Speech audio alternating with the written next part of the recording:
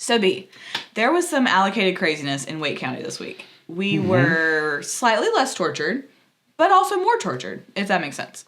No, that makes zero sense. You know I'm going to explain it. I'm going to explain. Ladies and gentlemen, tonight, again, in Tortured Bourbon, I present Heather. Heather's planning. Thank you, B, for Welcome. that genuine introduction. Hey there. So starting Wednesday, local ABC stores started dropping allocated products, totally random times, random ways. There were no announcements, no warnings. It was like bourbon roulette. Heather likes organization. There's a lot of merit to it, okay? Fair. Society needs rules. Okay. So word spread through online groups, calls, texts, naturally, and, well, first, thankfully, to a good friend of ours, a friend of the show, we got a text about the drop. And then, of course, we naturally jumped right into the frenzy. Okay, thank you for bringing up that miserable experience of not getting what we want. How does that make me... More like elation and devastation. That's great. So how does that make me less or more tortured? I can see how it makes me more angry, more frustrated. Well, sometimes the 90s grunge gets in your soul a little bit. You're less tortured because some amazing bourbons were actually available. I would only be less tortured if they were available and I had managed to grab one. We did. Okay, we got a couple. Fair. For a hot minute, if you were in the right place at the right time, you could get some Stag, Weller, Old Fitz, Blanton's Gold even. But we're more tortured because, again, there was no structure. It was chaos. It was who could get there first, who could snag a spot in line. Where was your spot in line? If there's multiple registers, which one do you go to? Who gets to go first? What if there's only one bottle left? Chaos. And then when it's gone forever. And you never know when it's coming back. I think it's almost worse to have had a taste of what could be and then have it slip through your fingers. Especially if it was because you were, 4 minutes later than 4 other bourbon hunting dudes. But Donna only has 4 minutes to save the world. Got 4 minutes. I guess in Heather world, your Heather splaining more and less tortured now makes sense. I'm sensing A, sarcasm, and B, some shock in your voice, and I'm going to ignore whichever one it is. There was a little of both, and that's fair. And I'm proud of you for ignoring it, because that's what you're going to have to do to continue doing this show, is probably ignore my sarcasm. I'm aware. Quite a bit. But just for the folks out there who are still watching, maybe my mom. Hi. What does this have to do with today's show? Well, first of all, I've reminded us why we're called Tortured Bourbon. Thanks. Which is right here. And then, as for the rest of it, you're going to have to wait and find out.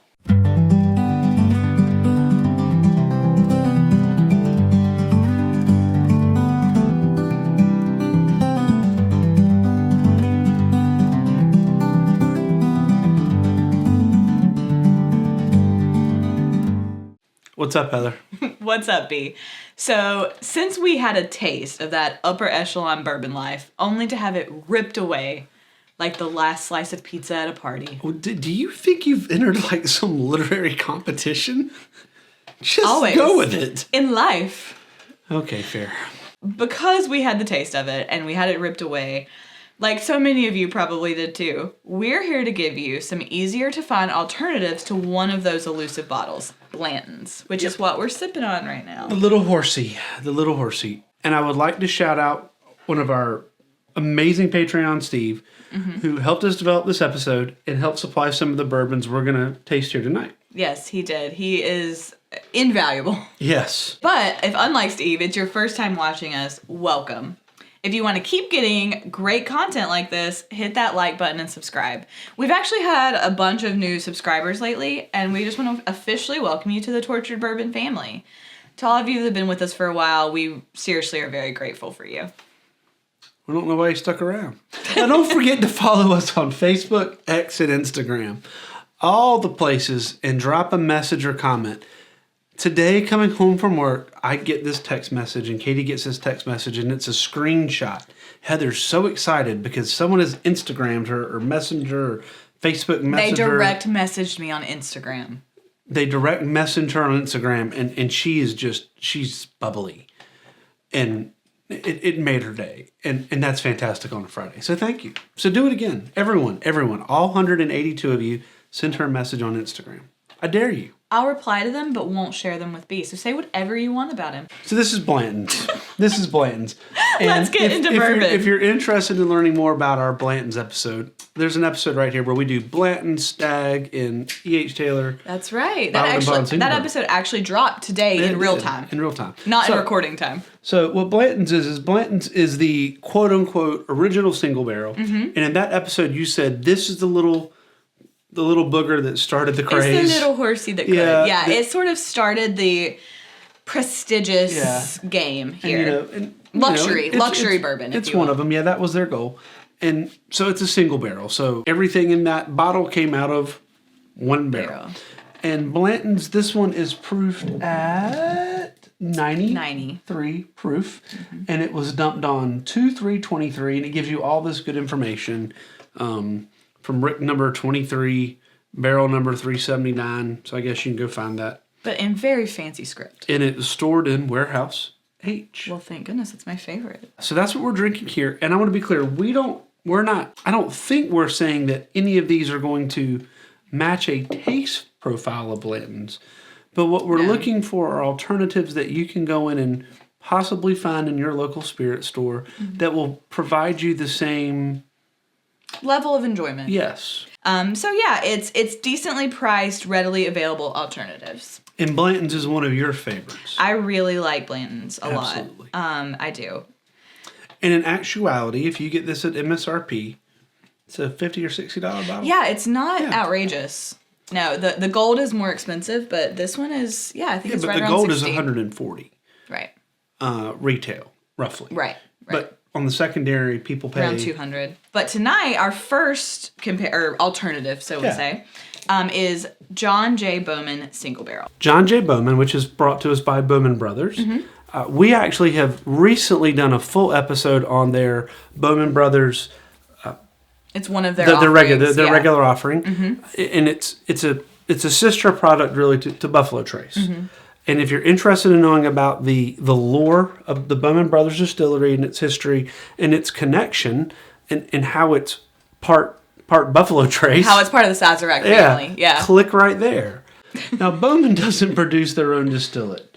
They're cagey about where it comes from, but the internet rumor is that it's Buffalo Trace Mash Bill number 1. The distillate is made up at Buffalo Trace, which is the old Stag distillery and has a history there, and you can click on the link.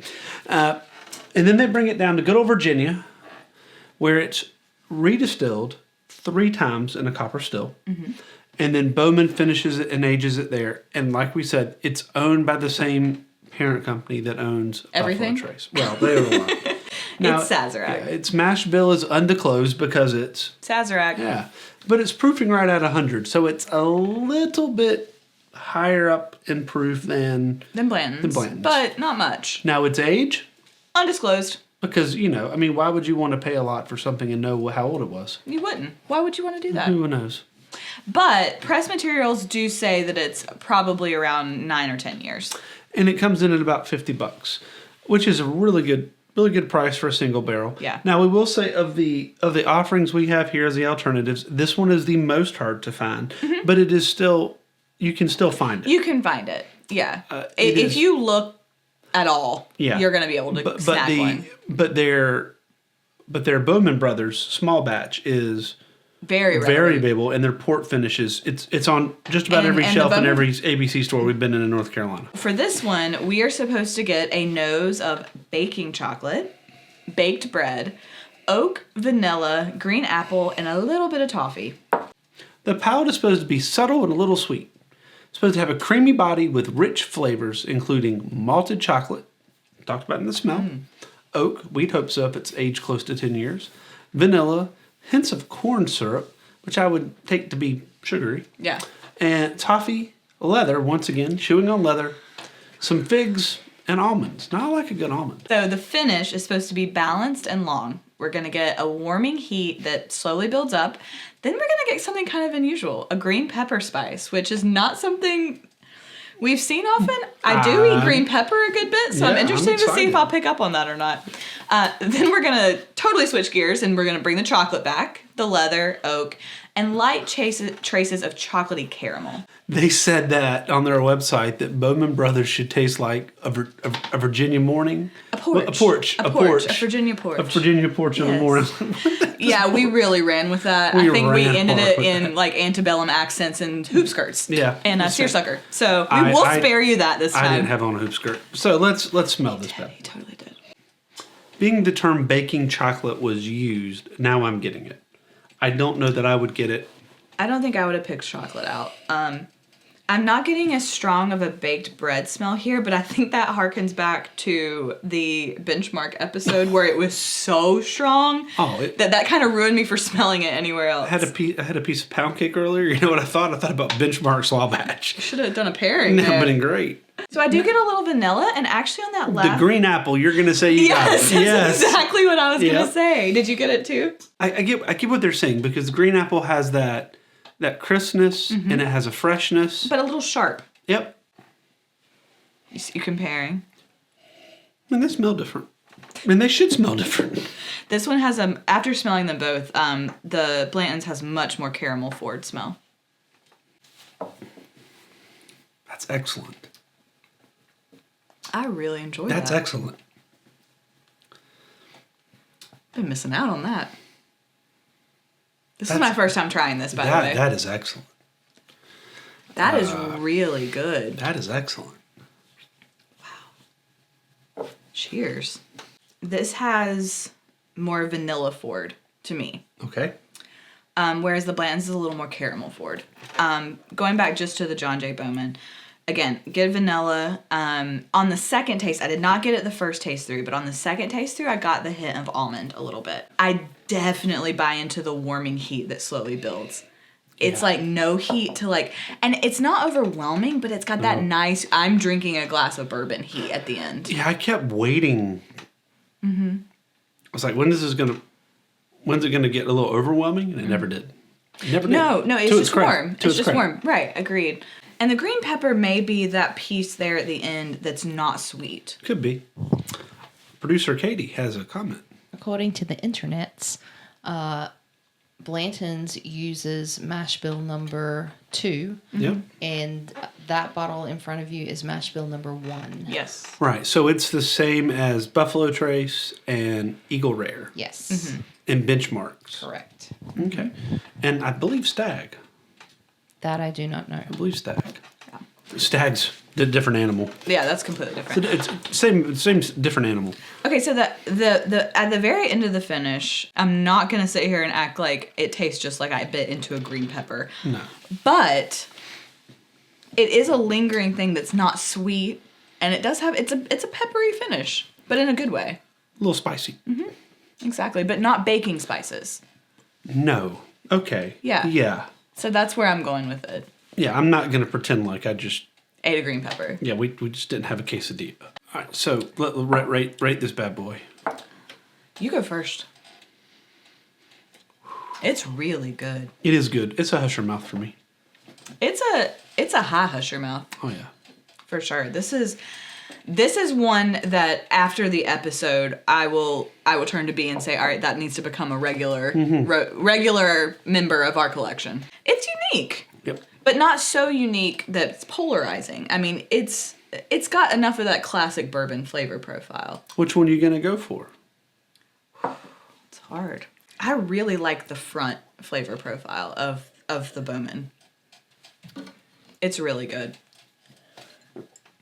It's really good. One day I'll be able to articulate what that means. If there is a Bowman aficionado out there who can tell us how much a single barrel varies from barrel to barrel, that would be interesting.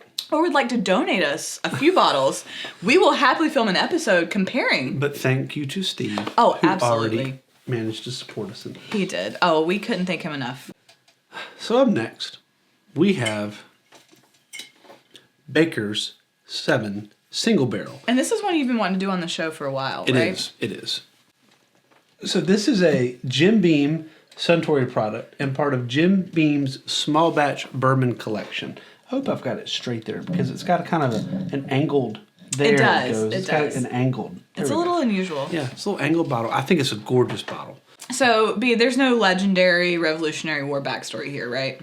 Nope. Just good old family tradition like Hank Williams Jr. Hank, why do you drink? Anyways, Baker is named after Baker Beam, Jim Beam's grandnephew. It started as a small batch. That's about 200 barrels For them.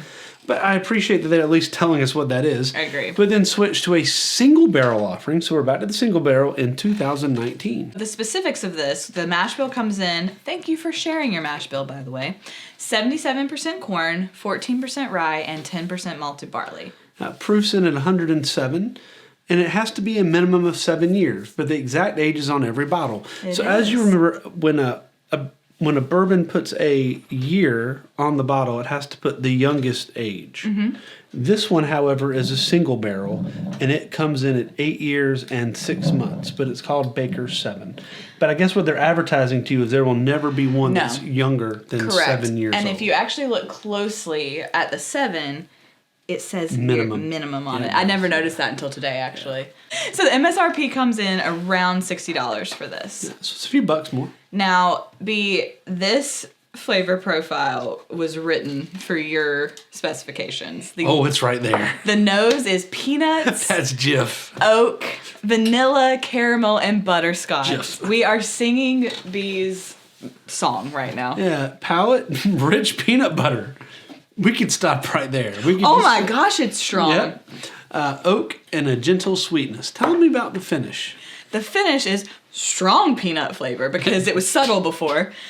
They really beat the peanut thing into it. It has a mild alcohol bite and it has a hint of fruitiness. Bandit loves peanut butter and he can smell it. He's He's right here. right here. He's ready. All right. So straight up peanuts. So it literally smells like you put your head in a bag of peanuts. Yeah. To me, it smells like peanuts still in the shell. Sure. It smells like peanuts. Sure. You know, I associate smells with memories, Yeah, and it smells for like a me, this baseball smells game. like the Smells bag like of a peanuts baseball you get at a baseball game. So with that, I do get the butterscotch with the caramel. Now that the more I smell, the more I get the butterscotch. Absolutely, which butterscotch and caramel for me are a little hard to distinguish sometimes. They're extremely hard for me to distinguish. I don't get the vanilla for it as much in this one, but it's kind of just that general flavor profile. Are you ready to taste it to see if it I'm tastes like excited. peanut butter? I hope I'm not disappointed. I would also like to point I'm out almost scared for you to taste it. it's a little darker. Is it gonna taste like Jif or is it gonna be Peter Pan? Or is it gonna be almond butter? Oh It god. better not be almond butter. I'll spit it out. That's peanuts. That's bourbon. But Wow. it's also peanuts. That might be one of the most peanut forward flavor profiles that we have had. This flavor profile will be polarizing. 100%. So what do you think? I love the forward flavor is fantastic. The smell in the forward flavor is fantastic. I like the finish on this better than I do the Baker's 13. I was gonna say I like the 7 better than the 13. I don't get as much of the sweetness and the fruitiness, but if you like more of a savory bourbon with a little heat, this tastes like peanuts. That tastes like peanuts. This is your it. jam. And I think that Jam. Peanut butter and jam. So I think the connection here for these two is you're talking about 2 single barrels, one available, one not. Mm-hmm. But you're definitely not talking about the same flavor profile. Not even close. Sweet like a peanut. Right. That's what. Sweet like a peanut. The only sweetness I get in it is what we've talked about before, which I is just a keep natural anticipating where's the sweetness. salt. I just keep anticipating where's the salt. It's good. It's fantastic. If you like what we beat it at horse. Yeah. This is oaks. Got oak. It's got peanut. Mm-hmm. Man, if you could drop just a little cinnamon in this bad boy. Goodness. Or maybe drink it with a cinnamon roll or something. Yeah. It is. It's fun. It's fun. It is fun. It's fun. This would be a good one to throw into a tasting because it's a little bit different. It's not just caramel, vanilla. If someone's allergic to peanuts, you can get them. This is what they taste There like. you go. Be like, hey, now you can find out without, having anaphylactic shock. Fantastic. I really like the branding. It's impressive. I've enjoyed it. But I also love the commitments to 7. We got 7s all over the place. yeah, polarizing. That you're not wrong there. There will be some Pretty people color. who don't like this at all. Pretty color. It's a very pretty. We didn't acknowledge that at the beginning. Pretty color. It also has nice legs. Oh, absolutely. It's a lot of chew there. It gets thicker. It's interesting. You mean the mouthfeel? It Yeah. feels, yeah, It gets thicker. coats the tongue more. Oh, yeah. That's really interesting. Well, and the peanut lingers too. It carries all the way through from nose to finish. Hush your mouth. Honestly, hush your mouth for sheer cheek and uniqueness. Like, they leaned in and they said, you know what? It's going to taste like it's going to smell like peanuts. It's going to taste like peanuts. It's going to finish like peanuts.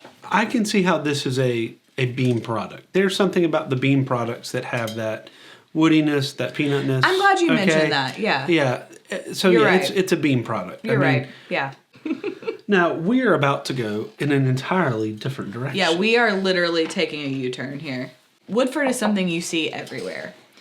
This bad boy here ages in not one, but two charred oak barrels. It's relatively new on the scene because, let's be real, a lot of the bourbon we talk about originated back in, the 1700s.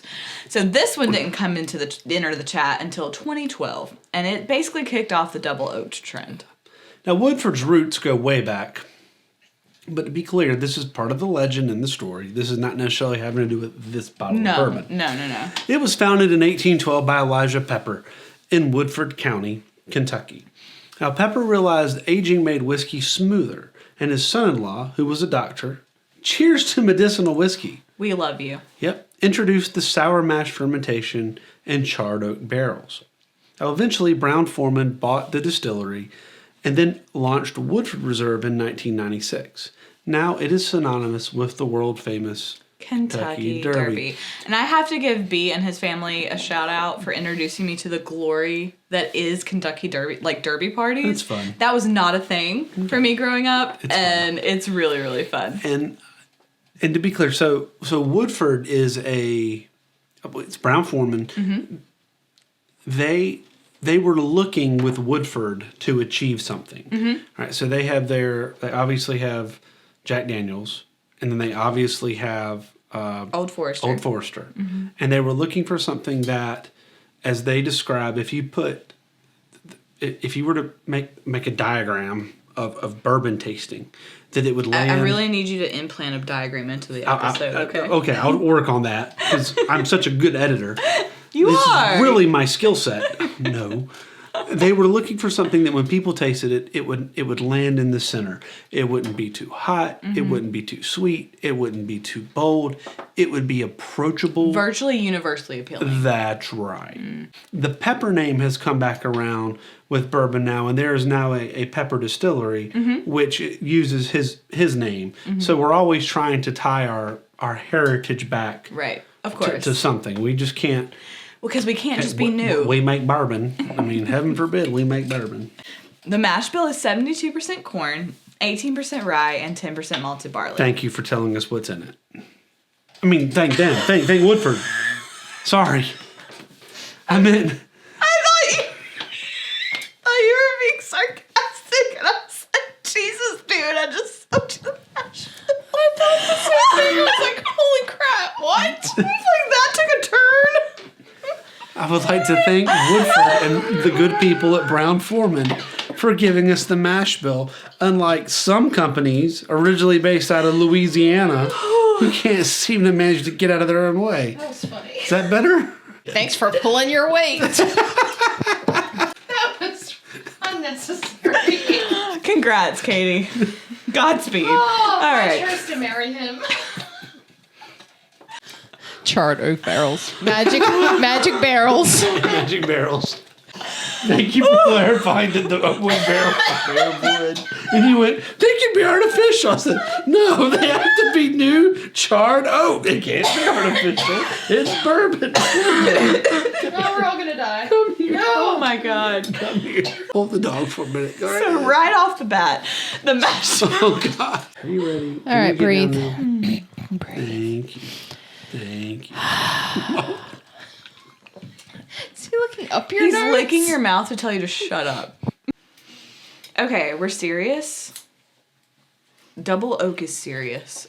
So the mash bill on the Woodford Reserve Double Oak is 72% corn, 18% rye, and 10% malted barley. And I would just like to thank Brown-Forman for not thinking they have to embargo that information like some producers out there That's who fair. might be from originally Louisiana, who might originally be named after a famous drink in New Orleans. It might rhyme with schmazerack. Might be. Proof on this bad boy is 90.4, but of course no age statement because who can be perfect? We can't have everything we want, but it's at least 4 years. So the MSRP comes in at around 60, and the nose is supposed to bring us some rich maple syrup, which it looks like the color is very maple syrup reminiscent. Some dark butterscotch, brittle caramel, bittersweet chocolate, burnt marshmallow, and sweet hickory smoke. I kind of am digging those descriptors. Sure. It's kind of fun. Palate, dried cherry, cranberry, blackberry jam. We're going to get all the berries. All the berries. Ripe apple. This one, chai tea. Come on, really? And warming clove. So finish is supposed to be warm and drying with a lingering clove flavor. All right, so we've gone to a completely different world than where we just were. We have taken a giant left turn. The brittle caramel is a very apt description, as is the maple syrup, in my opinion. And the burnt marshmallow. Yes. So B, in all the spare time that he has doing this in his 8,000 things he does in life, also is, y'all know it's hard for me to compliment B this way in a genuine manner. The man can smoke some meat. His brisket is to die for. His Got one in the fridge that's hanging out right now. For a party I'm hosting. Yep. I'm spoiled. So, but I'm interested, this has a point. I'm interested to know if you smell the sweet hickory smoke. I get the hickory. I don't know that I get the smoke. Mm-hmm. Okay. But so many of these descriptions, I like the maple syrup. I like the burnt marshmallow, butterscotch the and butterscotch. the dark Yeah. butterscotch is strong. And all those kind of They meld. they meld. I Yeah. mean, they all kind of have there's some symbolism there. You know, if they had just said dark syrup and sweet, Yeah. but no, We have to burnt marshmallow. Well, but I do think we have to I think the effort there is to evoke things that it brings it to our forefront. I agree. My sarcasm is padding that. Yeah, I mean, I know. it makes sense. I know, but some of it is ridiculous. One thing I am really interested in, B, is so typically the palate is a little bit of a mirror of the nose. Let's be real. They usually don't vary wildly. In this one, the nose notes and the tasting notes for the palate are completely different. Yeah, see, I'm expecting to get pancakes and a s'more. But that's not what we're supposed to get. You know, we're supposed to get And the cherry, oak, cranberry, and the oak and would blackberry. be the oak would be the cracker, the cracker. Right, And that's the graham kind of what I'm cracker. expecting. You got a fire pit right over there. Warming clove. 100%. Warming clove. I don't know how different that is than Tai Chi. Than Thai. Well, It's very Tai Chi. different than Tai Chi. than chai tea. Yes. That's my favorite beat quote Chai ever. tea. As God, I one can't does speak. Tai Chi, make sure you have some chai tea. When I think blackberry, I think sweet, dark sweetness. Or even, once in a while, by the way, blackberry jam's my favorite. Yeah.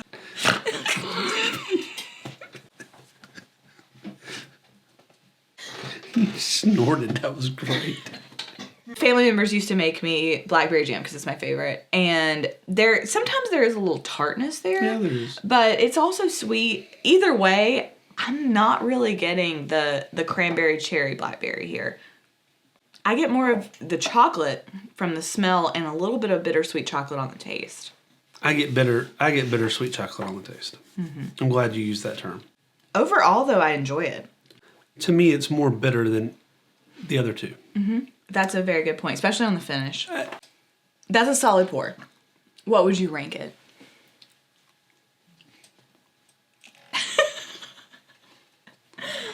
I feel like I'm supposed to rate it. Hush your mouth. No, I would rate it That Dog Will Hunt for me. Yeah. It wants to be Woodford to me is what they want it to be in people's decanters that sit on their bar cart year round. Does that make sense? Yeah. Well, who doesn't want a product that people want to buy to keep on their shelves year round. Right, but my point being though. But I mean, if that's what you strive, there's nothing wrong with striving. They want it to feel nice, but approachable. Sure. Now I have to admit, this next one is a bourbon you introduced me to. Please don't sound so surprised. I can't take all the credit. A work friend actually recommended this, but I think we're even now because I did let him in on the drop this week and he scored some pretty solid bottles. So I think you have to acknowledge that friendship with me pays off. It has its perks. Anyway, we're going to wrap up this 3-hour episode with our most affordable option. Michter's. This name drives me nuts. US 1 small batch. Did we name it after a highway? I mean, we going to Sanford? What in the world? US 1. Highway 1. I mean, where I'm from, you name it. You describe everything based on that's Highway 321. Readily available and popping up. Did you write this? So Michter's US 1. Just driving down in your Ford, looking out the window. Michter's US 1. Small batch. It's like Fear and Loathing in Las Vegas right here in a bottle. This isn't what this. It's a country song. It's a Bob Dylan song. It's Highway 61, US 1. It's readily available, and it's on a lot of bar menus. She wanted me to say it's popping up. I'm not going to say that. It's super... Look, it's super approachable. He refuses to be hip with the lingo. Yeah, that's it. You nailed it. You nailed me, Heather. I know I did. She can't help it. She's laughing. She can't help it. I'm funny. Debatable. Anyway. Don't snort. I hate you so much. Actually, I've been seeing Michter's more and more. Mm-hmm. I've noticed they've been putting up more of the displays in the ABC stores. Absolutely. And I've noticed, too, in a lot of bars, it's becoming the standard for their old fashions or something like that. It's Michter's. Yeah, so super approachable, easy sipper. So it has some history here. So it dates all the way back to the 17th. Let's be honest. Before you go into this, it has some history, but the people who are distilling it now, that ain't their history. Okay, all right. Let's be clear about this. It has some lore. It has some Let's lore. go there. Yes. So it has some slight ties. Some embellishments. To history. Some embellishments. So allegedly. At least the barrel's not magic. It didn't catch on fire. No. And it's made of wood. Yeah, made of wood. So it dates back to the 1700s with a Swiss Mennonite farmer named John Schenck, which is in Pennsylvania. He started distilling. But according to Pennsylvania lore, General George Washington himself. Who's that bloke? I love the input from the Australian. You gotta love the thunder from down under. We're gonna have to study for that citizenship test, Katie. Mm-hmm. Anyway, he allegedly bought whiskey from the Michter's distillery to fortify his troops at Valley Forge. I'm sure this is accurate. And so the Michter's bourbon warmed the American Revolution. Now fast forward a couple centuries. I'm sorry. General Washington, we can either get blankets and food, or we could get this whiskey. I'm sorry, B. If you were chilling at Valley Forge, which would you have picked at that point? In December, I'd probably get some blankets and some whiskey. Some blankets, at least. Can I have both? Yeah, I'd get some blankets. To start with, I'd make my way into Philadelphia and see if I can get one of those inns. That's the first thing I would do. You got any more room at the inn? No, there's no room. Well, that's okay. I'll sleep in the barn. It was good enough for Jesus. It's good enough for me. Not a problem. Do you have hay and a manger? Yeah. This totally happened. This absolutely happened. Because if I was freezing and dying, that's what I would want rather than food and blankets. You got any of that Michter's rye? I mean, honestly though, I wouldn't have turned it down. All right. So we're going to fast forward a couple centuries. Michter's went bankrupt. People stopped freezing to death in Valley Forge. George stopped buying it. And then in 1983, they went bankrupt. It took them a long time to go through those profits from the U.S. government. Nope. But it was revived in the 90s, thankfully, and it's now based in Louisville, Kentucky. Revived. That's a nice way of saying someone came and bought the brand and Revive is a kind word. I think it's Constellation Spirits. Ooh, that's a fun name. I think it is. I might be wrong. Anyways, so it has an undisclosed mash bill because George Washington didn't want anyone knowing what was in this We bourbon. couldn't let the British know. That's right. Duh. It's proofed at 91.4, and it has no age statement. He's already mad over here. Because it might No mash bill, no age statement. might be as old as George Washington. But it does come in for around $40. So it is very affordable. Yeah. So the nose on this gives us some new oak because it's, even though we don't have an age statement, it's not aged for a super long time. We've got corn, duh. Grain, duh.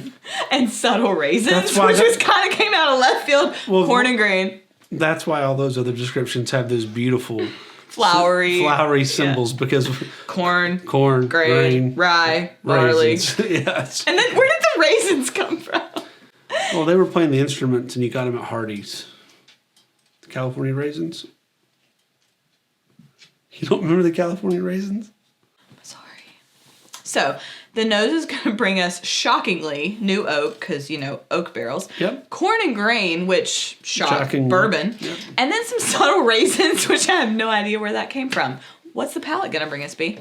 Well, what George Washington looked for in this was some sweet corn, honey, vanilla with a good mouthfeel. So did the corn come from Mount Vernon? I doubt it. So the finish is light, it's lingering with oak, white pepper, honey, peaches, and here's the raisin again. Yep, there's corn and grain. Smells like bourbon. Yeah. I don't get the raisins. Do you get the raisins? But what do raisins really smell like? Dried up grapes.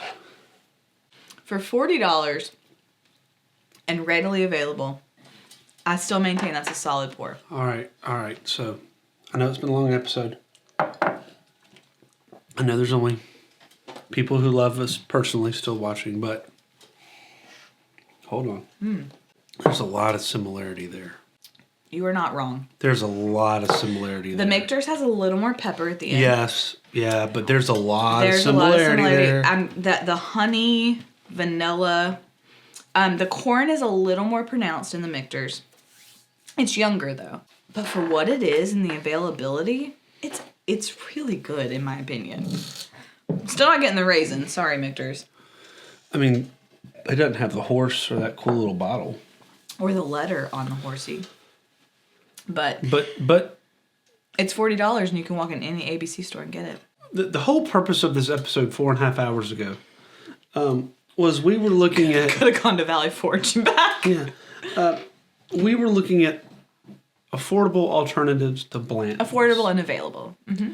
So I would like to take anyone who is a casual bourbon drinker. Yeah, and I would like to do a blind, and I'd put these two next to each other, and I'm pretty sure that we know some folks who would immediately tell the difference, but I'm not sure that... The casual. If I told you one of drinker. these you can't get, and if you get it, you're going to pay double the price tag. Mm-hmm. And the other one, you can probably walk in any liquor store in America, and you can walk out with a bottle for $40 or less. Because a lot of times it's on special.